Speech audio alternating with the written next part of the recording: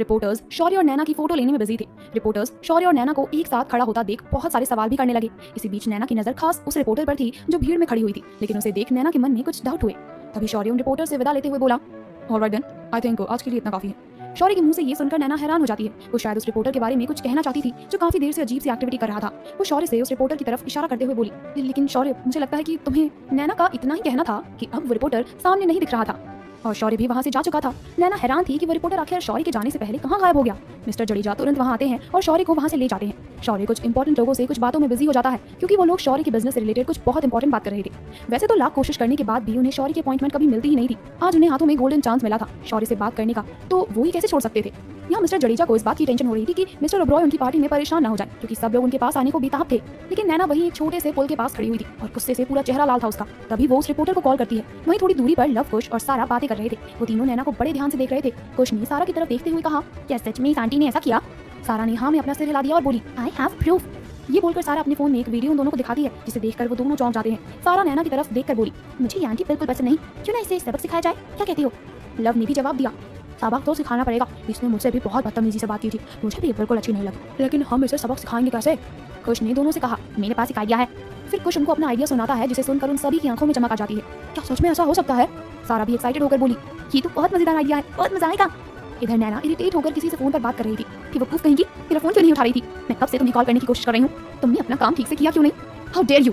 Plan के मुताबिक कुश नैना से थोड़ी सी दूरी पर एक नकली चूहे को लाता है और उसका मुंह नैना की तरफ करके उसे पुल की तरफ छोड़ देता है। वो चूहा रिमोट से चलता था। सारा और लव ये सब नजारा देखकर अपने मुंह पर हाथ रखकर अपनी हंसी को दबाने की कोशिश करते हैं। वो देखना चाहते थे कि अब नैना के साथ क्या होने वाला है। जो भी होने वाला है बड़ा मजेदार होने वाला है।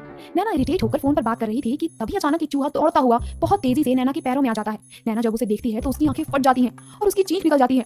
हील पहनने के कारण उसका पैर मुड़ जाता है, जिससे वो सीधा स्विमिंग पूल में जाकर गिर जाती है। उसके गिरते ही लव और सारा हंसने लगते हैं। नैना की चीख इतनी जोर की थी कि सारे मेहमानों की अटेंशन स्विमिंग पूल की तरफ चली जाती है। इससे पहले कि कोई उसे देख ले, कुश फटाफट अपने चूहे को रिमोट कंट्रोल की मदद से वापस बुला लेता है। नैना पानी में गिरकर छटपटाने लगती है। सभी लोग दौड़ते हुए स्विमिंग पूल एरिया के पास आ जाते हैं। नैना को पानी में गिरा हुआ देखकर सब लोग हैरान थे, तो वहीं कुछ लोग अपना मुंह दबाकर हंसने भी लगते हैं। शौर्य थोड़ी इरिटेशन में अपना माथा रगड़ने लगता है। वो अपने गार्ड्स को कुछ इशारा करता है और सारे गार्ड्स स्विमिंग पूल से नैना को बाहर निकालने में लग जाते हैं।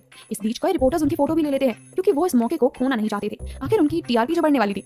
अलविना भी चुपचाप खड़ी ये तमाशा देख रही थी। जब वो लोग नैना को पूल से बाहर निकाल लेते हैं तो नैना जोर जोर से सांस लेने लगती है। शौर्य उसके पास जाता है और मिस्टर जडेजा भागकर उसके पास आए और बोले, miss Naina, are you all right?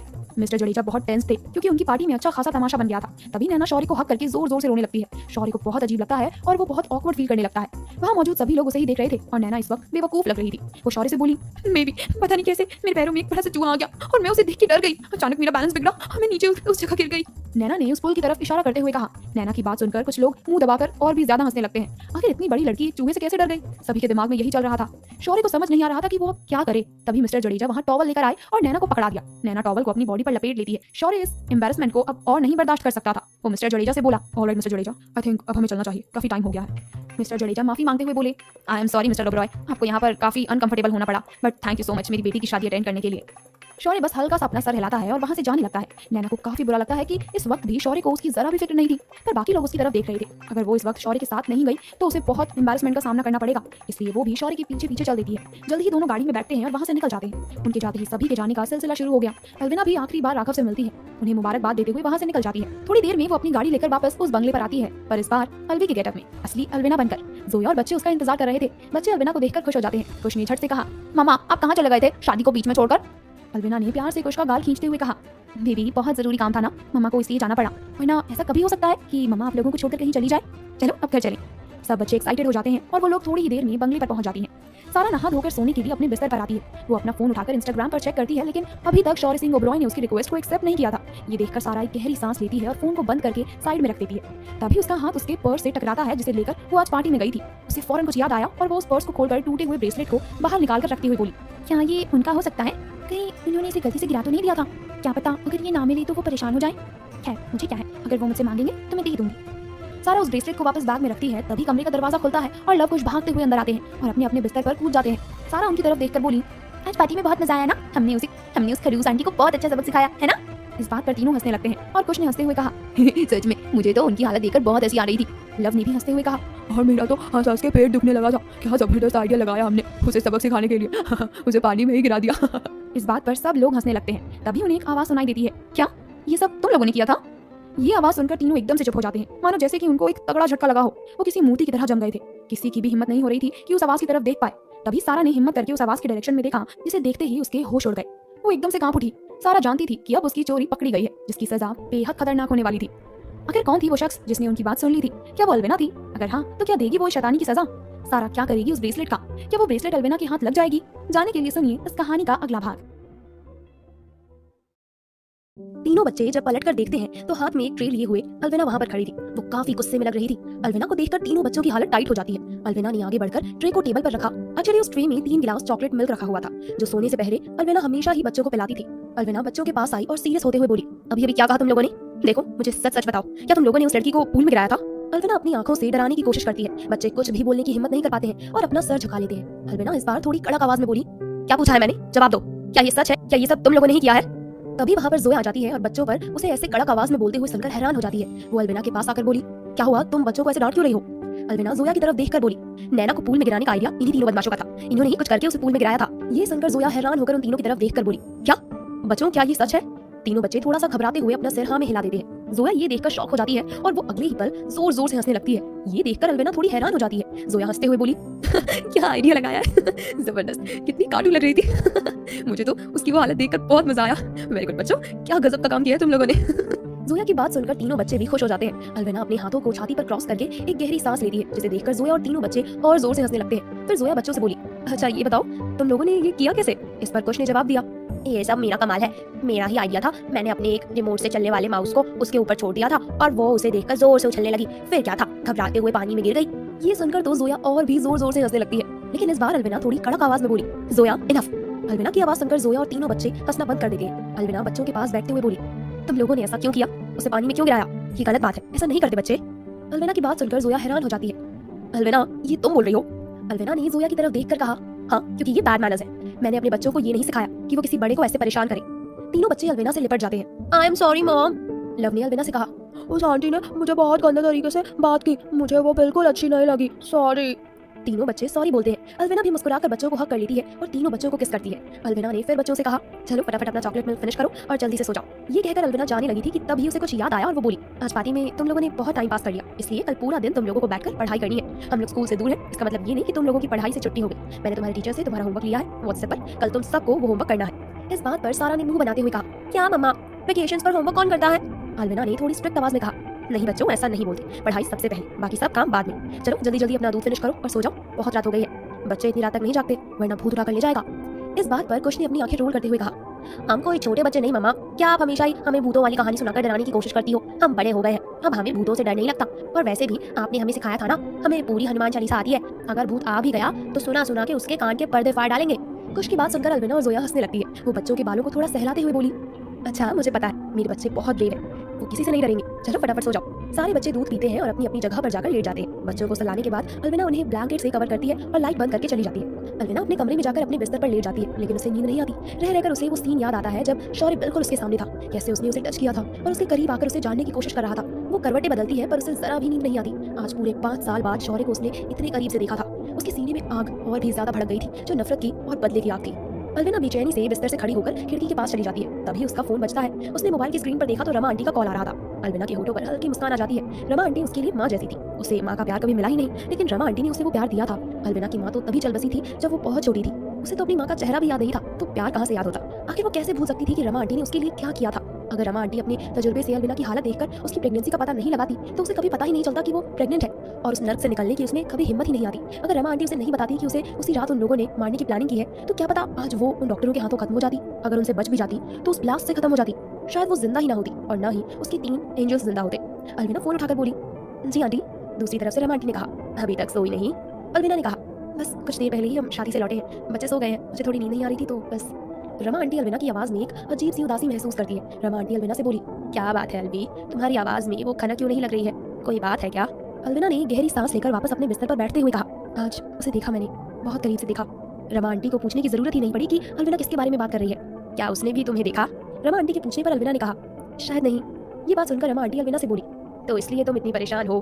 अलविना ने रमा आंटी से कहा, नहीं परेशान नहीं, बस कुछ पुरानी बातें याद आ गई थी, कुछ पुराने दर्द, पुराने जख्म हरे हो गए थे, लेकिन मैं ठीक हूँ। यहाँ मैं जिस मकसद से आई हूँ उसे पूरा करके ही वापस लौटूंगी, अपने हर दर्द का हिसाब लेकर। कुछ देर दोनों के बीच सन्नाटा रहता है। अतीत के जख्म अलविना को बहुत तकलीफ देते हैं, लेकिन उसके इरादे हद से ज्यादा मजबूत हो गए थे। उसने ठान लिया था कि वो शौर्य को बर्बाद किए बिना चैन से बैठेगी नहीं। रमा आंटी ने अलविना से कहा, तुम चाहे जो कुछ भी करो, लेकिन ये बात हमेशा याद रखना कि मैं हमेशा तुम्हारे साथ हूँ। इस बात पर अलविना मुस्कुरा कर बोली, मैं जानती हूँ, मुझे भगवान से हमेशा शिकायत थी कि उसने क्यों मेरी छोटी सी उम्र में ही मेरी माँ को मुझसे छीन लिया, क्यों मुझे कभी माँ का प्यार नहीं मिला, लेकिन आपको भेजकर उसने मेरी हर शिकायत हमेशा के लिए दूर कर दी। I love you aunty, you are a mother figure for me. Rama aunty ने नम आंखों से मुस्कुरा कर कहा, I am your mother and I love you too. दोनों कुछ देर ऐसे ही बातें करते रहते हैं। उसके बाद अलविना सो जाती है। उधर शौर्य चुपचाप गाड़ी में बैठा हुआ था। उसे देखकर लग रहा था कि वो किन्हीं ख्यालों में खोया हुआ है। नैना शौर्य के बगल में ही बैठी हुई थी। शौर्य उस पर बिल्कुल भी ध्यान नहीं दे रहा था, जैसे वो उसके लिए एग्जिस्ट ही नहीं करती हो। वो अपने ही ख्यालों में खोया हुआ था और रह रहकर शौर्य के दिमाग में वो चीजें दौड़ रही थी। अंधेरे में उस अनजान खुशबू से उसका टकराना दौड़ रहा था। शौर्य हैरान था और वो मन ही मन बोल रहा था, आखिर वो लड़की कौन थी जो अंधेरे में मुझसे टकराई थी। न जाने क्यों उसे छूना मुझे बहुत जाना पहचाना लगा। पता नहीं क्यों उसे ऐसा लग रहा था जैसे मेरी अलवी है मेरी बाहों में। क्या वो सच में मेरी अलवी ही थी? एक्चुअली शौर्य इसलिए कंफ्यूज था क्योंकि उसको ऐसा एहसास तब होता था जब वो अलविना को प्यार से अपनी बाहों में भरता था और वो उसकी बाहों में खिलखिला उठती थी। शौर्य को अपने और अलविना के बिताए हुए अतीत के वो हसीन पल याद आते हैं जब दोनों एक दूसरे की बाहों में खोए रहते थे। जब अलवी को अपनी बाहों में भरना शौर्य को बहुत ज्यादा पसंद था। अलवी का हल्का नाजुक शरीर जब वो अपनी गोद में उठाता था तो उसे बहुत अच्छा लगता था। बहुत ठंडक मिलती थी उसके दिल को अलवी का हंसता खिलखिलाता हुआ मुस्कुराता चेहरा देखकर। अलवी का वही चेहरा याद कर जाने अनजाने शौर्य के होठों पर हल्की सी मुस्कान आ जाती है। जब नैना शौर्य के होठों की मुस्कान देखती है तो वो अपनी आईब्रोज को सिकोड़ लेती है। उसके साथ जो कुछ भी आज पार्टी में हुआ वो बहुत ह्यूमिलिएटेड फील कर रही थी, लेकिन शौर्य को उसकी तरफ जरा भी अटेंशन ना देते हुए ये देखकर उसे बहुत ज्यादा गुस्सा आ जाता है। पर वो कर भी क्या सकती थी? वो अपना गुस्सा चाह कर भी शौर्य पर नहीं उतार सकती थी। नैना गुस्से में बोली, क्या हुआ, तुम मुस्कुरा क्यों रहे हो? नैना की बात सुनकर शौर्य तुरंत होश में आता है और मुस्कुराना बंद कर देता है। शौर्य ने कोई जवाब नहीं दिया। नैना अब शौर्य का ऐसा रूड बिहेव बर्दाश्त नहीं कर पा रही थी। वो शौर्य से फिर से बोली, शौर्य तुम्हें नहीं लगता कि तुम मेरे साथ ठीक नहीं कर रहे हो? नैना की बात सुनकर शौर्य उसकी तरफ देखते हुए बोला, व्हाट डू यू मीन? नैना शौर्य से बोली, मैं तुम्हारी मंगेतर हूँ पर तुम मुझे हमेशा इस तरह ट्रीट करते हो जैसे मैं तुम्हारे लिए कोई अजनबी हूँ, जैसे मैं तुम्हारे लिए एग्जिस्ट ही नहीं करती। आई डोंट डिजर्व दिस शौर्य। शौर्य अपनी आवाज भारी करते हुए बोला, नैना तुम बहुत ज्यादा बोल रही हो, लगता है तुम्हें सबक सिखाना ही पड़ेगा। शौर्य की आवाज इतनी कड़क थी कि नैना के रोंगटे खड़े हो जाते हैं और वो डर जाती है। वो बिल्कुल भी नहीं चाहती थी कि शौर्य उससे इस तरह की बात करे। वो जानती थी कि उसकी गलती नहीं थी, फिर भी शौर्य उसे गुस्सा हो गया था। वो डर के मारे कांप जाती है। आखिर शौर्य नैना को कौन सा सबक सिखाने वाला था? क्या शौर्य नैना से ब्रेकअप कर लेगा? अगर शौर्य ऐसा करता है तो नैना कौन सी चाल चलेगी? इन सभी सवालों के जवाब जानने के लिए सुनिए कहानी का अगला भाग। नैना आगे कुछ नहीं बोलती, बस चुपचाप अपनी जगह पर बैठी रहती है। उसकी समझ में नहीं आ रहा था कि शौर्य उसे कौन सा सबक सिखाने की बात कर रहा है। तभी शौर्य बोला, तुमने आज वहाँ उस पार्टी में मेरा जो तमाशा बनाया उसे मैं कभी नहीं भूल सकता। नैना ने डरते हुए कहा, लेकिन मैंने वो जानबूझ के नहीं किया था, वो तो। ये कहने के बाद शौर्य ने एक लंबी सांस ली और बोला, इसलिए मैंने तुम्हें सबक सिखाने का सोचा है और ये डिसीजन लिया है कि आज के बाद मैं तुम्हें किसी भी पार्टी में अपने साथ नहीं ले जाऊंगा।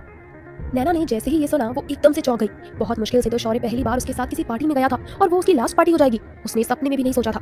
नैना अच्छे से जानती थी कि शौर्य अगर बिलियनियर नहीं होता तो वो कब का उसे छोड़ चुकी होती, लेकिन न चाहते हुए भी वो शौर्य के सारे नखरे और गुस्सा सहती थी क्योंकि नैना के पास और कोई ऑप्शन भी नहीं था। नैना शौर्य से हद से ज्यादा इरिटेट हो चुकी थी। उसकी लग्जरी लाइफ चलती रहे इसके लिए उसका शौर्य की फियांसे बनकर रहना बहुत ज्यादा जरूरी था। हाँ, ये सच है कि वो शौर्य के शरीर को भी पाना चाहती थी। उसके पैसों के साथ साथ उसके अंदर भूख थी शौर्य को पूरी तरह से पाने की। वो शौर्य को हासिल करना चाहती थी पर शौर्य कभी उसे करीब तक नहीं आने देता था। उसे अपने आप को छूने तक नहीं देता था। न जाने नैना किस कदर शौर्य के लिए तड़पती थी, पर शौर्य को इस चीज से कोई भी फर्क नहीं पड़ता था। जल्दी ही नैना का घर आ जाता है और शौर्य उसे छोड़ते हुए वहां से निकल जाता है। नैना इरिटेट होकर अपनी जगह से ही खड़े खड़े शौर्य की कार को जाते हुए देख रही थी। वो गुस्से में खुद से ही बुदबुदाई, शौर्य सिंह ओबरॉय, ये तुम मेरे साथ ठीक नहीं कर रहे हो। तुम्हें पाने के लिए मैंने क्या कुछ नहीं किया और इस रिपोर्टर को तो मैं अभी बताती हूँ उसकी आखिर हिम्मत कैसे हुई। पैसे लेने के बाद भी अपना काम नहीं किया उसने। नैना फटाफट उस रिपोर्टर को फोन लगाती है जो पार्टी में शौर्य के सामने खड़े बहुत सारे रिपोर्टर्स की भीड़ में खड़ी हुई थी और नैना से जानबूझकर नजरें चुरा रही थी। थोड़ी देर बाद नैना का फोन वो लड़की उठा लेती है और नैना गुस्से में चिल्लाकर उस रिपोर्टर से बोली, व्हाट द हेल, तुम्हारा दिमाग खराब हो गया क्या? इतने पैसे लेने के बाद भी तुमने अपना काम क्यों नहीं किया? मैंने तुम्हें मोटी रकम दी थी ताकि तुम शौर्य को मजबूर कर दो हमारी शादी की अनाउंसमेंट करने के लिए। तुमने मेरा ये काम क्यों नहीं किया? ये कहते हुए बंगले के अंदर नैना अपनी हाई हील्स को फेंक दीवार पर दे मारती है। अपने पर्स को गुस्से में फेंक देती है। वो रिपोर्टर समझ गई कि नैना इस वक्त बहुत गुस्से में है। वो रिपोर्टर घबराती हुई बोली, आई एम सॉरी मैम, पर मैं ये काम नहीं कर सकती थी क्योंकि मैं बहुत बड़ी प्रॉब्लम में फंस गई थी। नैना ये सुनकर चौंक जाती है और वो उससे बोली, कैसी प्रॉब्लम, बताओ मुझे। रिपोर्टर थोड़ा हिचकिचाते हुए बोली, एक्चुअली हम लोग जब वो सब बात कर रहे थे और फिर जब आपने मुझे पैसे दिए तो उस वक्त किसी ने हमारा वीडियो निकाल लिया था। ये सुनकर नैना की आंखें शौक से बड़ी हो जाती है। क्या? ये तुम क्या कह रही हो? वो रिपोर्टर वापस बोली, हाँ मैम, एक छोटी सी बच्ची थी तकरीबन 5 साल की। उसने मुझे वो वीडियो दिखाकर कहा कि अगर मैंने ऐसा कोई भी सवाल पूछा तो वो वीडियो इंटरनेट पर वायरल कर देगी और फिर मैं और आप दोनों प्रॉब्लम में आ जाएंगे। उसके बाद मिस्टर ओबरॉय मेरे साथ क्या करते इसकी तो कल्पना करके भी मेरी आत्मा कांप जाती है। नैना घबराते हुए बोली, तो तुम कह रही हो कि एक 5 साल की लड़की ने तुम्हें ब्लैकमेल किया? व्हाट नॉनसेंस, ये क्या बकवास कर रही हो? उस रिपोर्टर ने कहा, ये सच है। उस लड़की ने खुद मुझे हमारा वीडियो दिखाया था जिसमें हमारी सारी बातें क्लियरली सुनाई दे रही थी। नैना उस रिपोर्टर से बोली, तो मुझे दिखाओ वो वीडियो कहाँ है?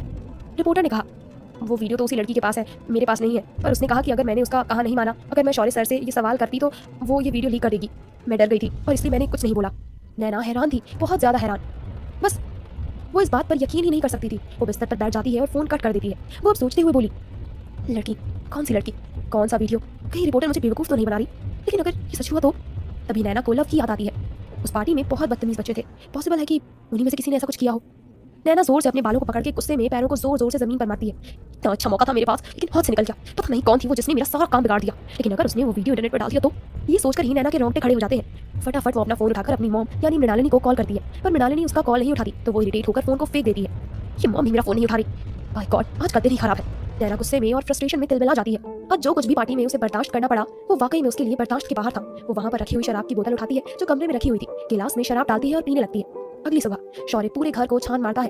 घर के सारे नौकर इधर उधर, घर के अंदर बाहर सब जगह पर कुछ ढूंढने में लगे हुए थे। शौर्य के चेहरे पर बहुत पैनिक से भरे एक्सप्रेशंस थे, जैसे वो जो ढूंढ रहा है अगर वो चीज उसे नहीं मिली तो वो पागल हो जाएगा। शौर्य घर के नौकरों पर चिल्लाकर बोला, किसी को मिला या नहीं? सभी नौकर ने घबराती हुई सी आवाज में कहा, नहीं सर, ढूंढ रहे हैं, आप परेशान मत होइए, बस मिल ही जाएगा। मुझे तुम लोगों की नसीहत नहीं चाहिए, जाओ फटाफट ढूंढो। शौर्य ने इरिटेट होकर कहा। शौर्य बहुत ज्यादा गुस्से में था। वो अपने कमरे में जाता है, हर चीज को इधर उधर फेंकने लगता है। वो झुंझलाकर बोला, नहीं ये नहीं हो सकता, आखिर कहाँ जा सकता है? कल रात तक तो मेरे पास था, अचानक कहाँ चला गया? अलविना का वो ब्रेसलेट जिसे वो हमेशा अपने सीने से लगा कर रखता था, जो उसकी आखिरी निशानी बची थी, उसका वो ब्रेसलेट सुबह से शौर्य को बिल्कुल नहीं मिल रहा था। उस ब्रेसलेट के बिना शौर्य कहीं पर भी जाना पसंद नहीं करता था। वो हमेशा उस ब्रेसलेट को अपने पास रखता था और उसे एहसास होता था कि उसकी अलवी उसके पास है। पर सुबह सुबह ऑफिस जाने के लिए जब वो निकलने वाला था तो उसे वो ब्रेसलेट कहीं पर भी नहीं मिला, तो गुस्से में पागल हो उठा था वो। शौर्य फ्रस्ट्रेशन में अपने बालों को मुट्ठी में पकड़ लेता है और बेड पर बैठ जाता है। नहीं, वो दोबारा मुझे छोड़कर नहीं जा सकती, चाहे कुछ भी हो जाए, मैं उस ब्रेसलेट को ढूंढ कर रहूंगा। शौर्य बेचैन था, बहुत ज्यादा बेचैन। अलविना का वो ब्रेसलेट उसे किसी भी हाल में चाहिए था, उसके बिना तो उसकी जैसे सांस ही रुक जाती। शौर्य अपने ऑफिस पहुंचता है क्योंकि आज उसकी बहुत इंपॉर्टेंट मीटिंग थी, लेकिन उसका ध्यान बार बार सिर्फ अपने ब्रेसलेट पर ही जा रहा था। वो फोन पर हर मिनट में सभी गार्ड्स को पूछ रहा था कि किसी को ब्रेसलेट मिला या नहीं। उसके गार्ड्स भी हैरान थे कि एक मामूली ब्रेसलेट के लिए उनके बॉस ने उनकी आर्मी ही काम पर लगा दी थी। शौर्य ने हर उस जगह पर गार्ड्स को तैनात किया था जहाँ से वो रात को गुजरा था। अपनी मीटिंग को अटेंड करते वक्त शौर्य का सारा ध्यान अपने फोन पर था कि किसी गार्ड का फोन आए और उसे बताए कि उसे ब्रेसलेट मिल गया है। शौर्य ने इतना तक कह दिया था कि जिसे वो ब्रेसलेट मिल गया उसे वो 10 करोड़ रुपए तक देगा, बंगला गाड़ी जो मांगेगा वो देगा। इसलिए सारे गार्ड्स पूरा दिल लगाकर अपने काम में जुट गए थे। शौर्य के सामने जितने भी डायरेक्टर्स, इन्वेस्टर्स सब बैठे हुए थे, वो किसी बहुत इंपॉर्टेंट प्रोजेक्ट पर डिस्कशन कर रहे थे, पर शौर्य का बिल्कुल ध्यान नहीं था। Mister Oberoi, are you there? एक डायरेक्टर के बोलने पर वो तुरंत होश में आता है। या एक्चुअली मुझे मेरी तबीयत कुछ ठीक नहीं लग रही है, तो आई थिंक हमें इस मीटिंग को पोस्टपोन कर देना चाहिए, थैंक यू सो मच। शौर्य ये 2 टुक बोलकर उठता है और सीधा वहां से चला जाता है। सभी लोगों के मुंह खुले के खुले रह जाते हैं। सब हैरान हो जाते हैं कि इतनी इंपॉर्टेंट मीटिंग को छोड़कर शौर्य ऐसे कैसे चला गया, जैसे वो मीटिंग उसके लिए कोई मायने ही नहीं रखती। ऑफिस में पहुंचकर शौर्य अपने कोट को निकाल फेंकता है और जैसे ही सोफे पर जाकर बैठता है, शौर्य का असिस्टेंट भागता हुआ शौर्य के पास आता है। सर, एक बहुत बड़ी प्रॉब्लम हो गई है। शौर्य असिस्टेंट की बात सुनकर उसे गौर से देखता है। असिस्टेंट बात को आगे जारी रखते हुए बोला, सर एक्चुअली वो न्यूज़ में कुछ दिखा रहे हैं, रुकिए मैं आपको दिखाता हूँ। शौर्य का असिस्टेंट रिमोट उठाता है और टीवी ऑन कर देता है। शौर्य अब न्यूज़ में देखता है तो वो शॉक्ड रह जाता है। क्या ये सब रियल है? शौर्य झटके से अपनी जगह से उठा और कभी अपने असिस्टेंट की तरफ देखा तो कभी टीवी की तरफ, मानो जैसे उसकी समझ में कुछ आ ही नहीं रहा हो। आखिर ऐसा क्या देख लिया था शौर्य ने जो उसके होश खो बैठे थे? टीवी में ऐसा क्या दिख रहा था जिसे असिस्टेंट दिखाने को मजबूर था? क्या करेगी नैना और अपने उस इंसल्ट का बदला कैसे लेगी वो? क्या नैना अपनी माँ के साथ मिलकर शौर्य के लिए चलेगी एक और नई चाल? जाने के लिए सुनिए कहानी का अगला भाग।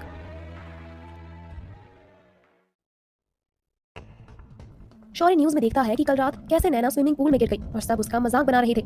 ये एनोइंग सा वीडियो देखकर वो अपने असिस्टेंट से बोला, मैं इस न्यूज़ का क्या करूं? मेरे पास बहुत इंपॉर्टेंट काम है करने के लिए, इन बकवास चीज़ों के लिए टाइम नहीं है। शौर्य की गुस्से भरी आवाज सुनकर उसका असिस्टेंट एक पल के लिए हैरान हो जाता है, पर अगले ही पल वो टीवी को बंद करके वहां से चला जाता है। शायद वो शौर्य को कुछ और बताना चाहता था, लेकिन शौर्य की डांट की वजह से वो चुप हो जाता है और वहां से चला जाता है। उधर मृणालिनी हाथ में 2 वाइन के ग्लास लेकर आती है, एक अपने हस्बैंड ब्रजेश के लिए और एक खुद के लिए। दोनों सोफे पर बैठकर वाइन पीते हैं। मृणालिनी ने सेक्सी नाइटी पहन रखी थी और ब्रजेश उसे आज अलग ही नजरों से देख रहा था। ऐसे मोटे मुर्गे को पटाना मृणालिनी को बहुत अच्छे से आता था, खासकर जब वो जिस्म का भूखा हो तो मृणालिनी का काम और भी आसान हो जाता है। अपने सेक्सी अदाओं में फंसाकर तो उसने ब्रजेश से शादी करके 1 करोड़पति की बीवी बन बैठी थी।